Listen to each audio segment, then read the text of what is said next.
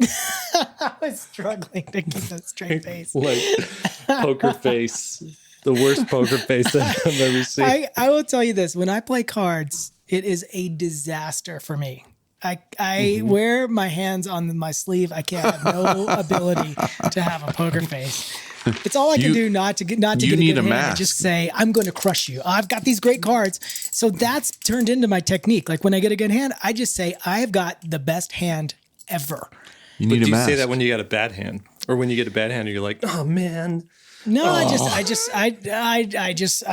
actually super honest, but then people don't know whether to trust that or not. And that helps me. But it's literally straight up like, no, I got a great hand. And I'll even say, yeah, I've got a full house. And then they're still in bet. And I'm like, and then at the end, the guys in poker that wear like a balaclava.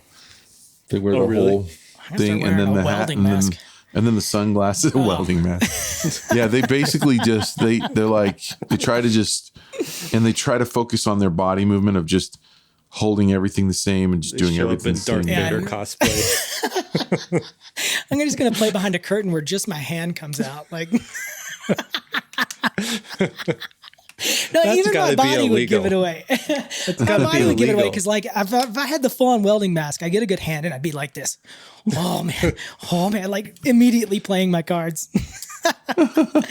Maybe that's why beards and mustaches were so prevalent in the Old West. So guys sitting around the card deck. The card table. You don't want to give it away. Yeah. This, we if anything, we check the facts here. We base everything off of cold hard facts on this thing. So you can look that up and see the reason why men grew beards was to hide their tells. Hey, can I start with a tangent? Because my audience, for that special person who thinks I'm shrill, this is a tangent. But should we start the podcast? Yeah, this is the podcast. Wait, do you want me to do the intro? Okay. Let's do the intro. Okay, fine. Hello, everybody. Welcome to 3 Point Perspective, the podcast about illustration, how to do it, how to make a living at it, and how to make an impact in the world with your art. I'm Jake Parker. I'm Lee White. And I'm Will Terry, and all three of us are professional illustrators. We've all illustrated for all the major publications in the business. We've all published somewhere around 75 children's books, and we've all taught illustration at university art programs. Yep. Each week we come at you guys with different listener questions. We love it when you guys write in, give us the questions. Sometimes we agree, sometimes we argue, but each time you're going to learn something brand spanking new. Great. Okay, Lee, you were going to tell us something. Tangent for my special audience, my audience of one. You're supposed to avoid tangents. Loves my tangent stories. You gotta leave that guy alone. We were talking about the Old West just a second ago on why people had beards, and our little premise was that they have beards and hats worn real low so they could play poker and not give their hands away. So that got us on the topic of the Old West. The sole reason for a hat and a beard. It's poker. It's for second meal when you're riding your horse later on. You can just lick the soup out of the beard. Okay, here's my tangent observation on the Old West that I noticed when watching Netflix. The Old West is so bizarre because it's so primitive. I mean, they're so far out there, right? These towns that are in the middle of nowhere. And yet a lot of them went Victorian in their building style. Mm-hmm. So there's all this ornate woodwork. Yeah. I'm just shocked that it's not just 2x4 buildings that are just perfectly square. Oh, you know what I mean? I mean, they're ornate, like the railings and the crown molding and all that stuff. Isn't that kind of weird that they or brickwork? Yeah, they're so crude. They're shooting each other. There's brothels and stuff, but yet they're like, no, let's get this architecture right. Doesn't it seem odd? I mean, I'm no in a lot of ways. I've often thought, because I've done a lot of camping. And when you do a lot of camping for, like we go out for a week on end, you're reduced to the basics. You're constantly trying to get firewood. Exactly. You're constantly trying to do stuff. It's like you realize like how much work it takes just to basically stay alive. And we have a lot of modern amenities, We're out there fishing for our food and cleaning fish and at those times I've often thought, how in the world Right. Do Exactly. people ever live and have time to do anything other than just survive? You know, so like I get it when you say to spend time making the curly Q carved wood pieces for the corners and stuff. Right. Yeah. Makes no sense. don't There's know. something off about that. I think it's aliens. I'm just going to go ahead and throw that out there. These mining towns were built by aliens. That's incredible. Well, here's the thing. I mean, these towns were bust or boom, right? So they'd pop up because I live in Arizona, so there's no shortage of like. There's some towns that are still around that started out as mining towns, and there's some towns that are like ghost towns, right? And you get a tour of them and go around and check them out. But most of it's mining, right? Yeah, it's mining. They'll come, they'll find like a nice vein of copper, and a ton of money will go into it. So it's almost like, it's almost in those days it was like striking oil, right? And so you think about these oil towns where I don't know if you've driven through like Oklahoma or Texas, and all of a sudden you come into like one of these towns where there's mansions, there's like really nice paved roads. There's like if you go out to what's the town? I forget what town. I used to live in Texas, lived there for a couple of years. But there's this one town in the middle of nowhere. Like it takes a day to get there. And they have this beautiful like art museum, and nobody was there. Like there was no cars or anything. And I'm like, what the heck? So I think that what's going on there is there's money there. There's artisans who come from back east. They're like, I know how to make a Victorian house, and there's money to be made. So I'm going to make it and spend my day doing it. It's pretty cool that they're doing that because it looks so awesome. I'll tell you this, one of the most scared moments in my life has been when me and my son and wife were visiting this ghost town in California. And, it was it was a destination kind of place, but the whole town is still there pretty much. And at least the main street. And we go down in the jail and down to the basement, and there's all these cells and stuff like that. And it's creepy. There's dark. There's nobody down there. And me and my son are kind of peering into this jail cell, and a hologram appears and starts talking. Oh my God. I seriously almost had a heart attack. Like just out of nowhere, it's like an old Western, like, oh, here's what I did to be, locked up. And, it's a whole entertainment thing, but they didn't prep us for that at all. We're just like, my son ran out of there screaming. He's like 6 years old. I have a ghost town story too. We were going through a ghost town in Utah, and it was super scary. We were like going through. It's so scary because we were like low on fuel, and we almost didn't. We almost ran out of fuel. So it was super scary. Yeah. Okay, thanks, Will. Wow. That's not scary. You need holograms. Speaking of to be holograms, have you guys been to Jim? No, Disneyland. Outrageous. To the Star Wars land to their special like. You're not talking about Jim and the holograms? No, I'm not. All right. I'm not at all. There's a ride called Rise of the Resistance, and which is just one of the it's technological like entertainment masterpiece. Really, it was just incredible. It was a shame it's so over so quick because I just wanted to like be in there for an hour, But there's this one section where all these newer Disneyland rides have a section because it's all like you're part of the story. You're joining in and becoming part of the story. You don't just get on the ride and ride it and get off of it. You're like there's this like stage where you either talk to Rocket Raccoon or you talk to like Peter Parker or you talk to whoever, and they explain to you the premise of the story you're about to enter. And in Rise of Resistance, a Star Wars style hologram shows up shows up right in front of you, and you can like kind of look and walk around it a little bit. And I was like, how on earth? It's Rey, right? And she's doing it. It's got the little glitches and stuff. It just was so impressive how they did it.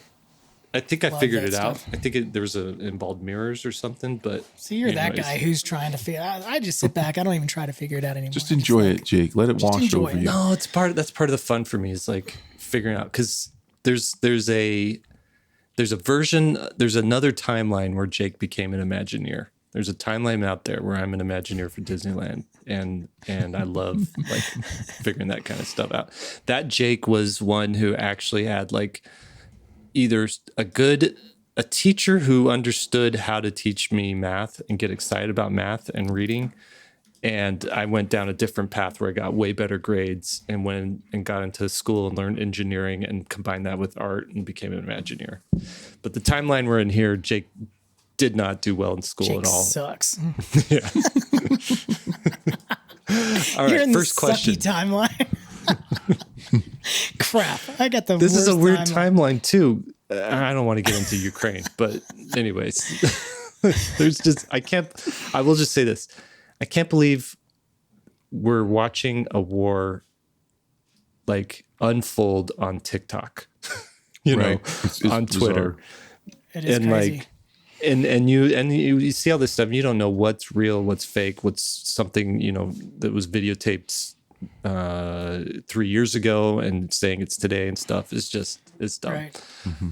All right. I We will got say some this, questions. the guy, real quick, one last little aside with that. The guy that I am sourcing out I'm making wooden boxes for my tarot deck. Yeah. And I'm actually working with somebody in the Ukraine, an artist and a woodworker in the Ukraine to make these boxes. And so it's interesting because we've just stopped talking about the boxes and now I get these updates like straight from him. Wow. It's awesome. I mean, it's awesome to have that kind of connection. If it's crazy what they're going through. Yeah. Is he freaking out? I assume he's just like. He's pretty chill about it. I mean, he's definitely on notice. And last I talked to him was like probably 3 days ago. This whole conversation is taking place through messages. It's just bizarre, these little emails. But yeah, he's like, I'm staying put for now, and everything's be okay. He's like, I'll be able to get your order done. And I'm like, dude, don't worry about that right now. I was like, just stay safe. He probably wants to get paid because I assume their economy's like tanking because of this. Well, that's kind of why I want to use him, because I want to try to support him if I can. Yeah, absolutely. Man. Okay. Our first question comes from Navia. It's titled Rejection When You're Almost There. Hi, Jake, Will, and Lee. I love your podcasts and classes, and discovering them has helped me kickstart my career as a children's book illustrator. I've been tirelessly taking online classes alongside my full-time job and building my portfolio since 2018. I got represented last year. I worked day and night on my portfolio for this dream job I wanted. I had no work-life balance, and the art director of that project has finally approached me for a sample recently. I worked very hard on it and got a rejection. I feel tired today with so much self-doubt. How do I move forward from this? And then you could see the work. He didn't want us sharing his. He didn't want us sharing his website, but he didn't mind us looking at it. Let me ask you guys this: have you ever been rejected? I will give you a little story. We all have. I mean, of course, that's coming. But when I started out, my goal, I had a rejection wall, and I had a goal of filling the rejection wall. So it was kind of this weird feeling when I would get a letter. Of course, the first reaction is sort of bummed out because like, oh, I thought that was going to hit, or I thought I was going to work with that, publisher or whatever. And then I'd be like, oh, cool. Now I can fill in that one spot on the wall. And my goal was to fill the whole wall with rejection letters, because if you get a bunch of rejection letters, what that means is you are sending stuff out. And we've talked about that on this podcast quite a bit, is you just want to be you want to be somebody who ships. You want to be somebody who finishes things and gets them out there. You can't control how people react to the things that you have put out there, but you can control what you put out there.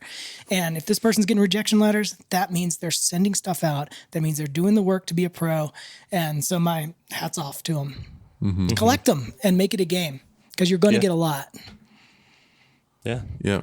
For me, when I was, let's say in the first 5 years of my career, I would get asked to send my portfolio, or that was back when we used to ship our portfolio out, and I'd be up for a big job. Sometimes it was, $5,000, $10,000, $15,000. I'd get all excited. I would tell my wife, she'd get all excited, then I wouldn't get it. They'd say, well, we're looking at, 2, 3, 4 illustrators for this. So, and I wouldn't get it. And it was going from this huge high of thinking, oh, we could pay off a bunch of bills and this would really help. And then I wouldn't get it. And then slowly over time, it shifted to where I was getting most of those that were coming in, let's say 10, 15 year mark. And I knew someone else out there or other illustrators were going through what I was going through. They were getting bummed. My portfolio got way better. My presentation of my portfolio got way better. Mm-hmm. And I was their first choice a lot of times. I want to talk about the work too, but I don't want to. Can I say one thing too? I want to add something when you're done there. Yeah. Go ahead. I just want to add one little thing that we still deal with rejection all the time. As a matter of fact, us three as a company, I won't go into too much details, but we're looking at different sponsors and different partners for different things in part of our business, SVSLearn.com. And even the sponsors for this podcast or whatever. We put out a pitch the other day, formally prepared it. Took days to prepare the pitch. Sent it to them. Crickets so far. I mean, it just comes with the territory. I thought you were going to say, I just want to tell you and tell you too that we got rejected on air, just live. I want to get your genuine reaction. We haven't got rejected, but I think more people probably deal with the crickets, like no response at all versus the rejection. I mean, I know the formal rejections do come. We haven't got that yet, but I'm prepared to not hear back or to get the rejection. It just comes with it. Yeah. Well, that's the thing I was going to add too. It's like I'm currently dealing with some rejection. My agent is taking stuff around and getting back, no's. And I've been at this for a long time, and I know something will align with somebody. Like the more at bats you have, the more likely you're going to hit a home run or at least get on base. And so you kind of have this mindset of, I want as many chances at the plate as possible and don't hinge everything on just that one thing. That said, my perspective is I have no control over people's reaction to my work. And so I can't, on one level, of course, you want to feel acceptance and you want to see that people appreciate you and you want to have that like affirmation that you're on the right track and you're doing the right thing, but you don't have control over that. And so it does you a lot of good to kind of have this reserve inside of you that you're creating work the best that you are able to make and more concerned with did I do the best that I could have done with what I've been given and what my skills are. And so I get a big high out of like looking at that image that I just made and realizing like, whoa, this really pushed me and this is better than the last thing that I made. And knowing that I am improving, at least to my eye, that I'm getting better. And so that's kind of, you can have feelings in regards to the other stuff, but really, if you focus on what you have control over, I think you're going to be in a better place mentally there. What was the other thing you were going to say? That reminds me of a quote. Wayne Gretzky says, "You miss 100% of the shots you don't take." That's right.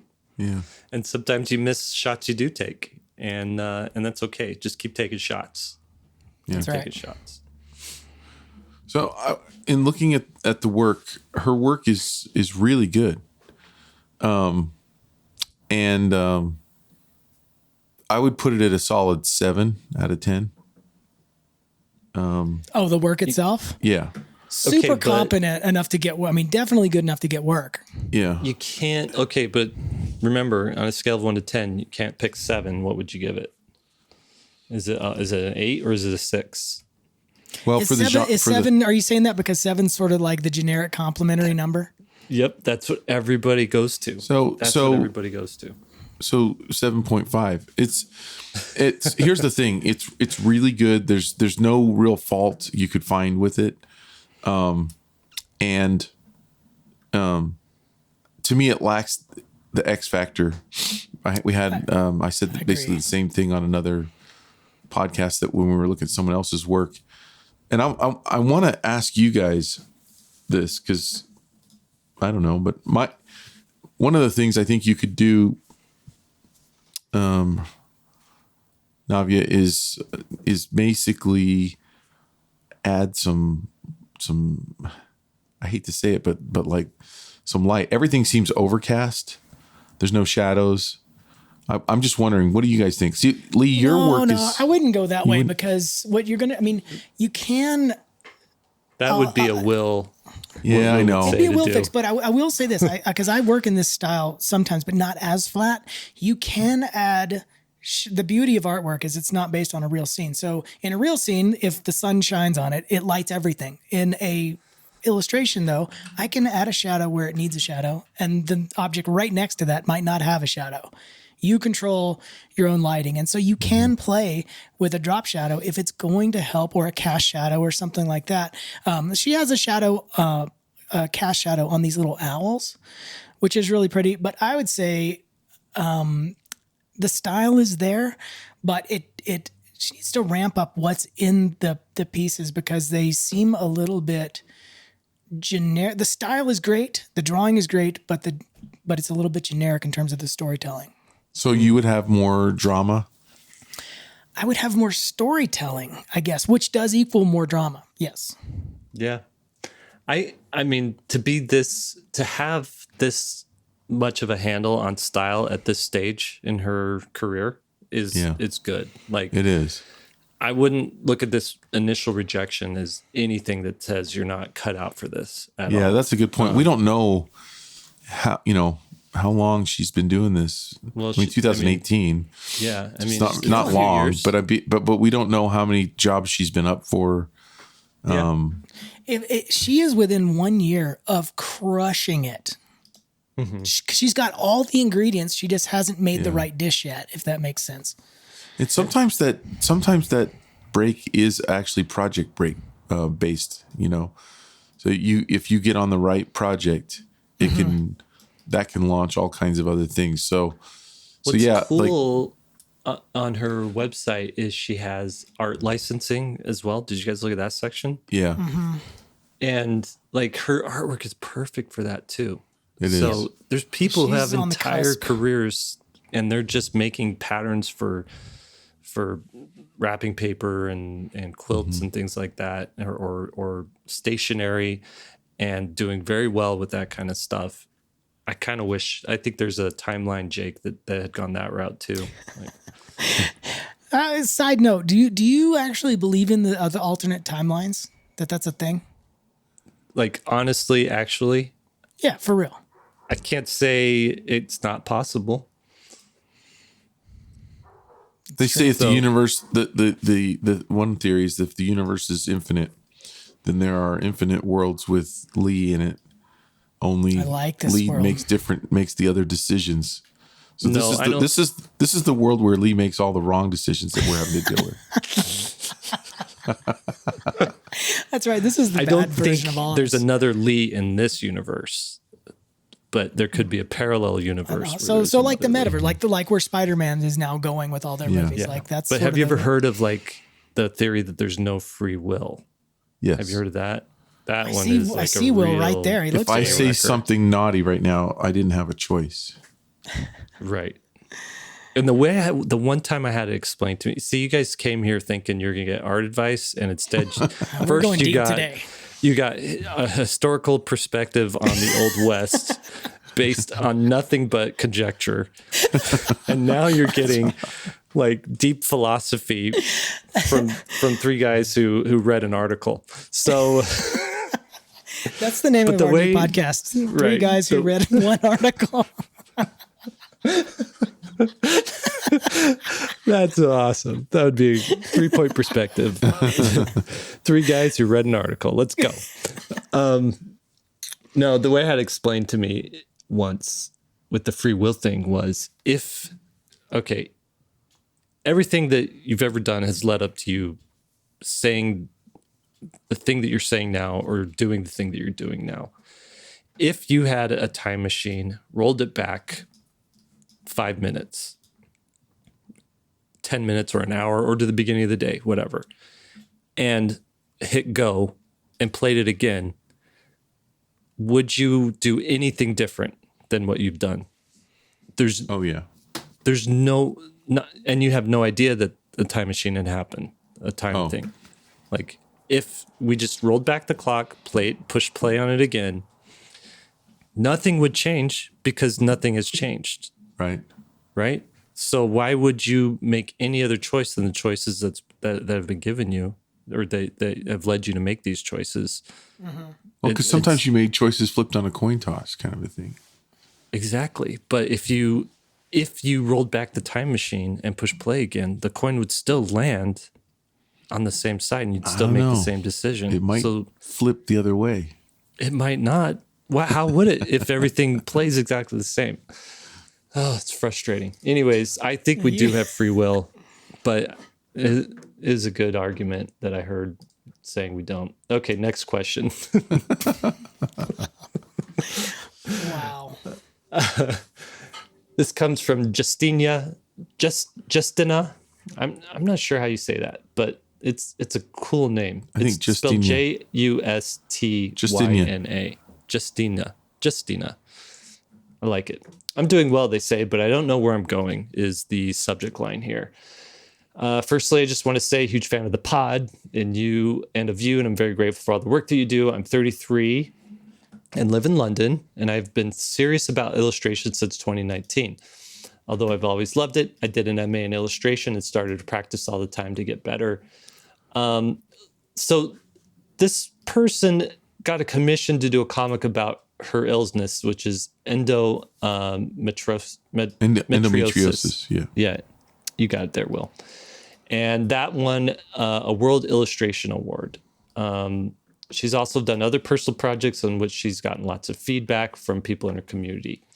But here's the thing. Commissions have been sporadic, less than one a month, and small, one illustration for a social media thing.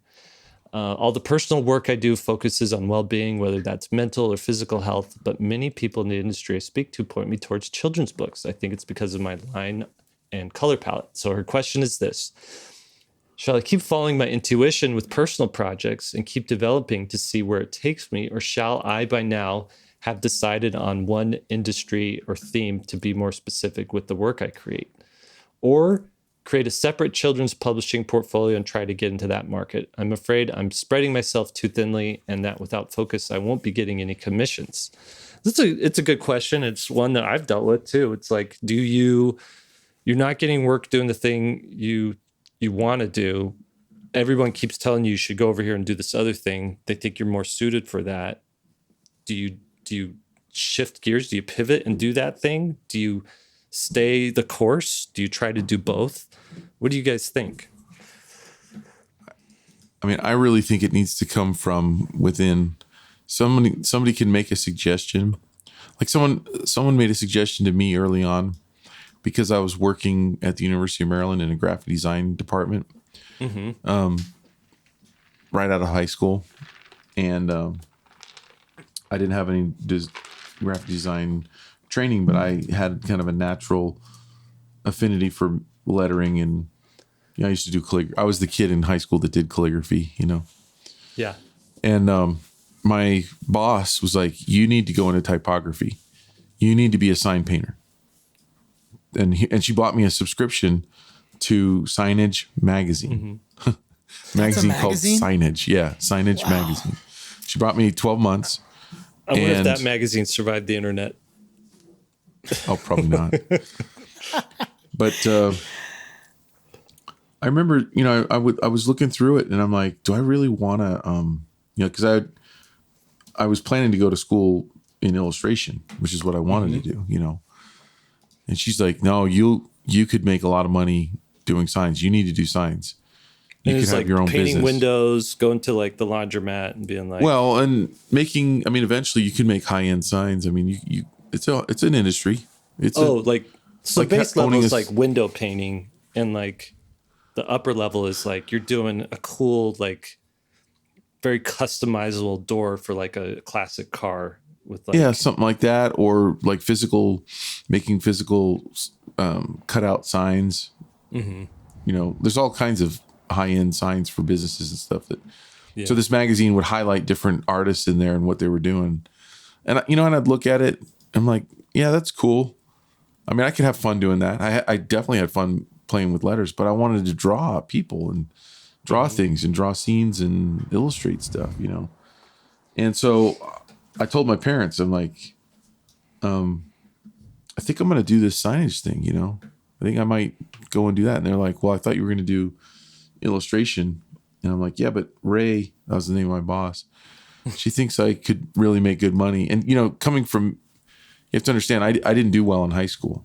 Mm-hmm. So not having done well, I was looking at, I was pretty convinced I would be an underachiever money-wise in my life, you know? Mm-hmm. Mm-hmm. I thought I'd end up with some manual labor job. I didn't think I was going to make it in illustration before I went to do take the classes and go through school. So I got pushed that direction. I was going to go that direction. And then I finally thought, no, that's not really what I want to do. And I guess this is a long way of saying other people can push you. And there's other stories I could tell you where people have tried to push me in different directions in graphic design and in illustration into licensing and stuff, things that I didn't really want to do. Mm-hmm. I think you should not make a decision based on what other people are saying. You should definitely, like, if you want to do children's books, then go all in. But if you're just doing it because someone else says, I think you'd be good in children's books, I don't think that's a good reason to do it. I'm looking at her work. I think there's value, though, in listening to somebody, not just one person, but if you're getting like a chorus of people saying, hey, especially industry people saying, hey, you should go over here. And you're thinking, well, that's not what I was intending. Why are they saying that? And she's kind of guessing, oh, it's because my line and my palette. It is your line and it is your palette a little bit. It looks playful and almost like for kids.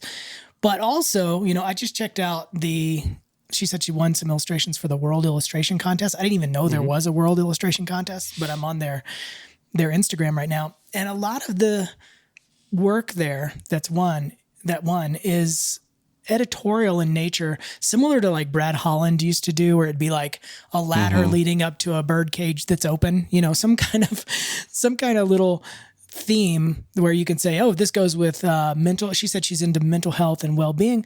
But the images just look like happy people kind of going around. That's not the actual issue that surrounds health and well-being. There's a lot of different issues around health and well-being and being healthy versus being sick and all that kind of stuff. But right now the work is just decorative. So what I think she's getting is people trying to be nice, saying you don't have a concept here, but your palette looks like it's for kids. So go do kids' books. They don't know what they're talking about. Well, they do, because it does. They need there needs to be a theme. If she wants to do editorial style work that's not for kids, that theme has to be there. But if you go to the World Illustration Awards Instagram, you'll see that kind of work, exactly what I'm talking about. It's an image that looks like it goes with an article on something like, oh, should you take pills for your well-being, or yoga for health, or, you know, all these kind of things. It's a little bit of what they call it, neo-corporatism illustration style. Yeah. A little bit. Yeah. A little bit. Who was the guy who really killed it at that style? His name was Raul. You remember him? Raul. He like invented it, right? Raul Kalan. Yeah, he killed it with that stuff. Yeah. You know, it's like she said we could share her website. So if you're listening and you want to check it out, it's JustinaGreen.com. So JustinaGreen.com. I'd say the work just looks decorative to me. It doesn't look like a kid's book, and it doesn't look like editorial work. And so I would say, what problem, this is what I would tell her or ask her, what problem are you trying to solve? You know, if you're doing a children's book, you're not just doing a children's book, you're telling a story. Is that the problem you want to solve? Or if you're doing, you know, editorial work, what kind of problem are you trying to solve? Where does your work belong? And I feel like she hasn't figured that out yet. I would agree with that. Yeah. That's really good advice. I mean, there's the Mike Rowe advice too, where it's like you follow opportunity, bring your passion with you. So if there is more opportunity for your work in children's books, and you're able to like get a book deal and get multiple book deals and keep doing that, and chances are you'll when people will see your children's books and see this really cool art style that you don't see a ton in children's books, you're going to get more commissions to do the other stuff as well. I'm looking at her about page, or maybe it's the kindness page, but there's a picture of her and she painted murals behind her. It looks like in her studio. She might have a future in murals too. Like, those are really cool. They really lend themselves to decorating walls.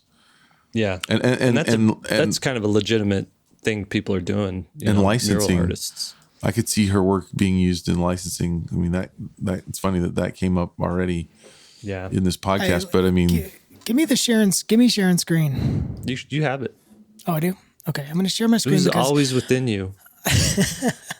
Look within. I'm going to share a screen because her style reminds me of Marcos Chen, who is a very, very successful illustrator.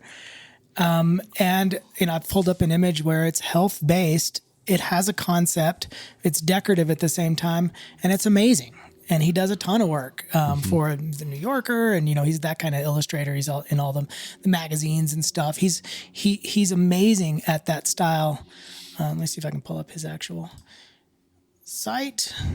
A little risque here, but let's go to a different one. But he's great. That article actually goes with it's an article in Harper, so it's mainstream kind of stuff. A lady took her husband to a brothel, and that's the illustration that goes with it, which solves that particular problem. Right. But this guy's good. This frog picture solving? I don't know. Got to read the article. But my point is, it's not generic. It's not just people, sitting there with a pineapple background.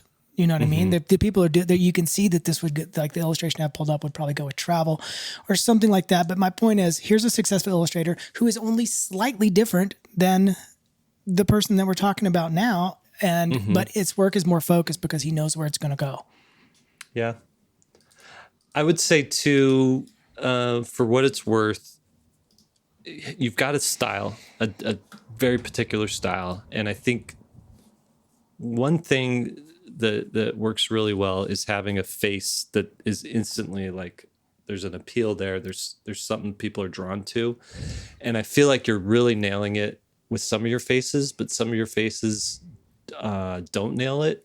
And so I would say this is not one of those things, go back and fix all your faces, but I would say, ask fellow artists, random people, which faces they like the best, and then lean into that a little bit harder moving forward, because a lot of these illustration jobs, it rests on, does that character, does that person that you're drawing look appealing on some level?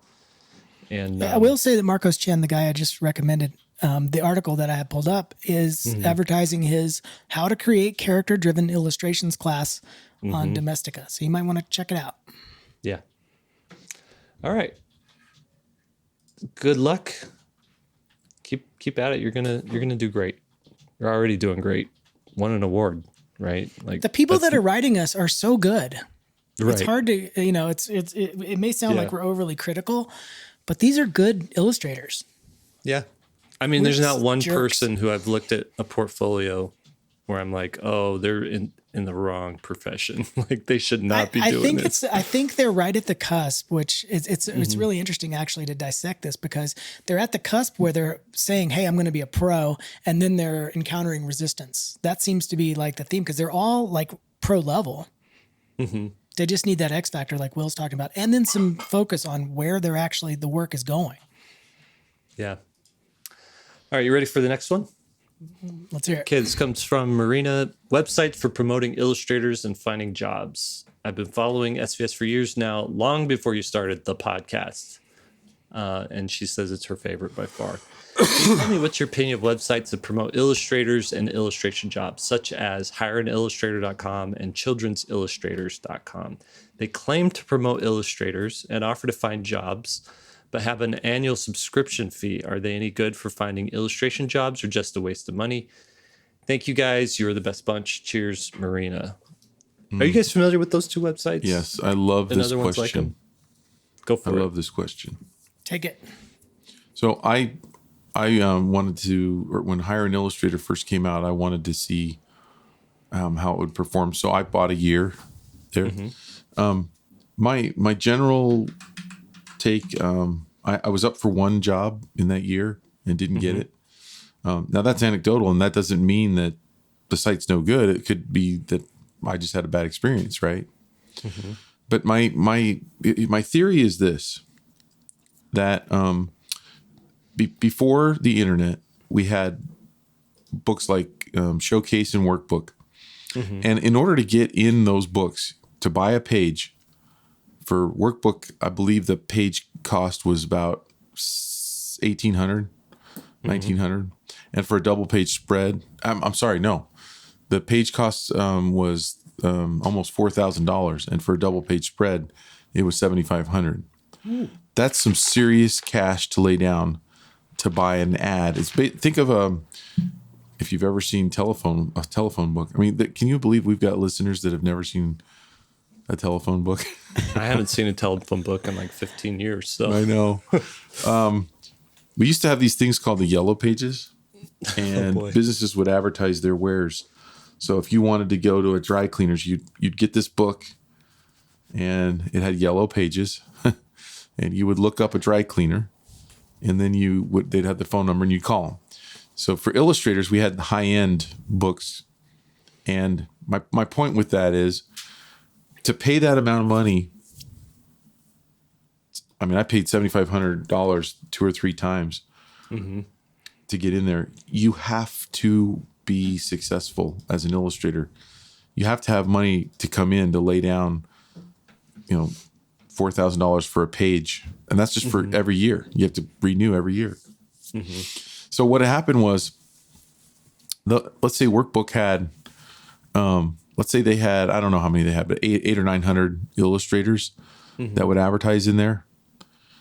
And if the price had been a tenth of that, there'd be 8,000 or 9,000 illustrators advertising in there. So what happened with the internet is it did exactly that. It brought the cost down to 10% of that cost. So now anyone could advertise on Hire an Illustrator or Children's Illustrators. If I'm an art director and I want to go to a target-rich environment, to borrow the term from Top Gun, I would not go to Hire an Illustrator or Children's Illustrators, because while you have good illustrators there, you also have bad illustrators there. And my time is valuable and precious. I would rather go to a rep site like Shannon Associates, where I'm going to get a higher quality of work. I've got this gnat that will not quit. It just is like, if you're on YouTube, I'm like, I would go to Shannon Associates website, because everybody's good there. And so I'm just sifting through good people, and I don't have to sift through any bad ones. So that's my theory on those sites, is they don't get as much traffic from clients that have really good jobs, because.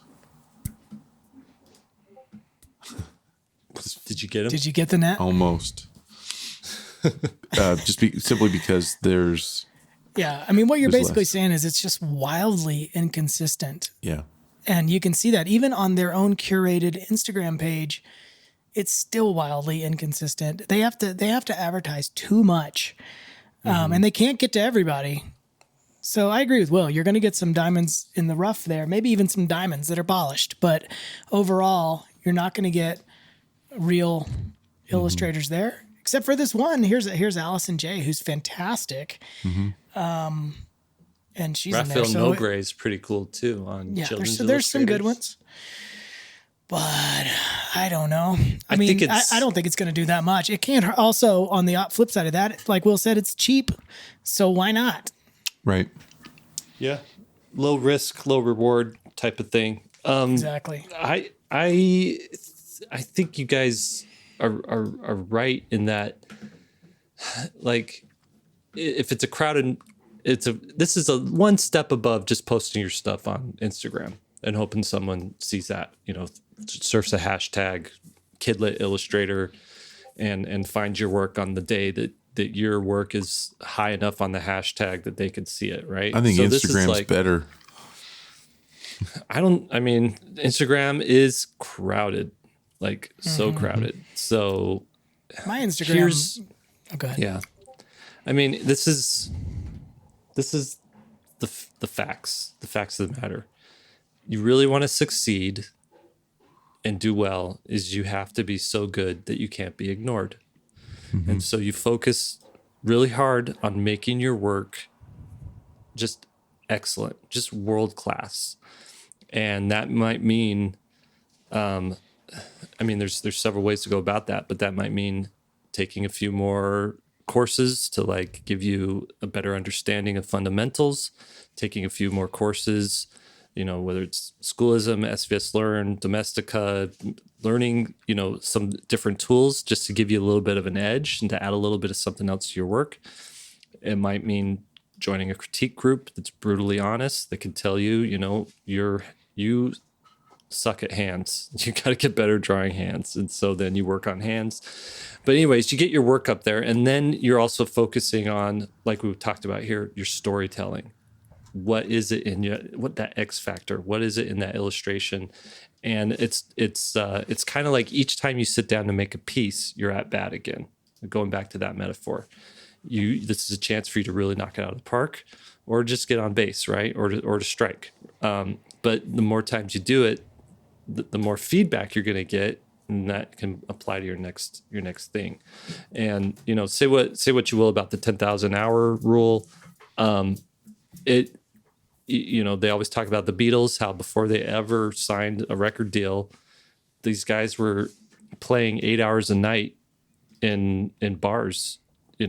Like they're just playing and playing and playing for years. And they got so good at like live, and that's high intensity situations where they're playing. I don't mean just like, I'm drawing my sketchbook today, I chalked up another 3 hours. No, like when you're playing live, you're getting instant feedback from the crowd. Shoot, they're not liking what we're doing. We got to mix it up. Let's do this. Okay. Oh, they like that. We'll keep doing that. And that's what we mean by like that feedback loop, where you make something, you get feedback, you fix it, it gets better, you get feedback, you fix it, it gets better, you get feedback. You do that over. And all of a sudden your work really is like, you're nailing it every time. So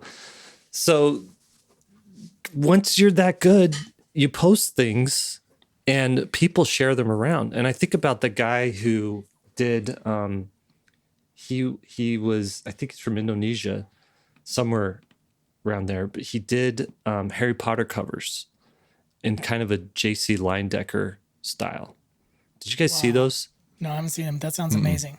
Yeah. So just think of JC Leyendecker, think Harry Potter, combine those two, and they're as beautiful as you'd expect them to be. Right, and you better believe, as soon as he posted those online, they made the rounds. Every website was like, because everybody loves Harry Potter. Every website loves anything new or interesting or a different take on Harry Potter, So I'm always saying like leverage pop culture and give people something they want, but new and fresh, as a way to like get your work out there, as a way to make a mark. So that's one level to do it, but you really have to work on your stuff. Now, if you're destined to be a mid-level illustrator, and you just can't seem to get over that being so good you can't be ignored, then there's this hustle and grind that you got to do. Like, you got to put your stuff on a website like this. You got to post, every day on Instagram. You got to do all that stuff. But the thing that's frustrating about that is now you're spending so much time marketing yourself that should be going back into making your work good, that you kind of sabotage yourself a little bit. And so it's this delicate dance. Like, how do I balance what is the highest impact I can make on getting better and showing my work out there that doesn't subtract from me getting better and progressing in my craft. And that's what we're all trying to figure out. That's where everybody's at. Cause I feel like I've reached a certain level where I'm pretty good, but I still look at other artists and I'm like, dang, I'm not that good. There's still room for improvement. do I stop everything, try to learn some more, or do I keep like, let's just see how far I can go with the skill level that I've attained thus far, you know? And that's, we're still trying to figure this out. So long answer, short answer, long, whatever. Try that out, see if it works for you. But it doesn't seem like too much of an investment to just try it out. What is it, like $100 a year, something like that? Yeah, it's pretty cheap. Yeah, I mean, it's going to seem expensive to people who never paid for source book ads, but yeah. What did you find that those Harry Potter covers, Lee? Yeah, I'm looking at them right now. If you guys ever want to know how to structure hair, like if you struggle with drawing hair, check out JC Leyendecker, and then you can also check out these kind of updated Share your covers screen. All right, yeah, share it. Sharing screen. Not saying that you have to come check us out on YouTube, but You don't. But anyway, if you're struggling drawing hair, check out how JC Leyendecker did it. Old classic illustration, but he turned it into, hair's like stringy and floppy and unorganized. And he turned it into something that was really an organized way shape of rendering it. Now, I would say this person I love these covers, not the caliber of JC Leyendecker, except for when they do. Yeah. I don't think that one you pulled up there was him. I think this one's incredible. Yeah. But look at the hair here. Scroll down. It's just amazing. And look at the organization of how you group hair into these blocks of shape. It's really, really good. And then if you want to, you can further customize that. It doesn't have to stay so structural. Who's the artist here? It's right there in the corner. Arch Apolar. This one's on ArtStation. They are incredible. Yeah, that first one I pulled up definitely wasn't this person, because these are really good, really complicated, really beautiful palette, and I think a great combination of Harry Potter, JC Leyendecker, and then a little bit of this illustrator. Nobody would confuse this with like, oh, did JC Leyendecker actually do these back in the day? Right. And he saw the future, because he's from like the 40s. But so this is a nice I mean, the one asterisk here is, he basically took a really well-known property, Harry Potter, and then a really well-known illustrator, JC Leyendecker, combined them, and like, okay, magic happens, but so and there's a little bit of his own signature style in there, because like I the would rendering style is Leyendecker. Oh, this is for the Thai edition. Did you read that? Oh, it's Thailand. Yeah. Okay. I want to pull up his regular work, because now we've totally gone off topic. But this dude rips. I mean, he's a pro. If you want to know what a pro looks like, go to our YouTube, or maybe we'll put this in our a link for him, because he is very accomplished. He's the real deal. Like Will was talking about the X Factor. This guy's got it. He's storytelling. Everything's interesting. The compositions are great. The characters are great. He's just a really, classic kind of pro illustrator. He's look at that earlier stuff. He's really influenced by like animation, visual development. Pixar, almost art of Pixar kind of compositions. It looks like maybe he had some studio experience doing color keys, stuff like that. Yeah, pro. Good stuff. Good stuff. That's the formula, right? Like, find an old dead artist, get really good at their style, infuse it with a little bit of your. I mean, I look at like Mike Mignola, like he's one of my favorites, and every one of his compositions and the poses and like the proportions to his characters is Frazetta. And interesting. I could see that. The way that he does shadow too, yeah. Right. It's all Frazetta. And he's like, and the guy, he's so humble too. He's like, Frazetta would have done this better. I'm like, dude, no, he wouldn't. That stuff's good. It's like a Frazetta and Alex Toth mix. If they had a baby, it'd be Mike Mignola. I don't know who that is. Who's Toth? The second person you said? Alex? He was a comic artist in the like 50s, 60s, 70s. Oh, wow. That was very much... Yeah, Mike Mignola. That's interesting. Yeah. Okay. Yeah, everybody's got their influences. Should we wrap it up? What are your influences? Me? Yeah.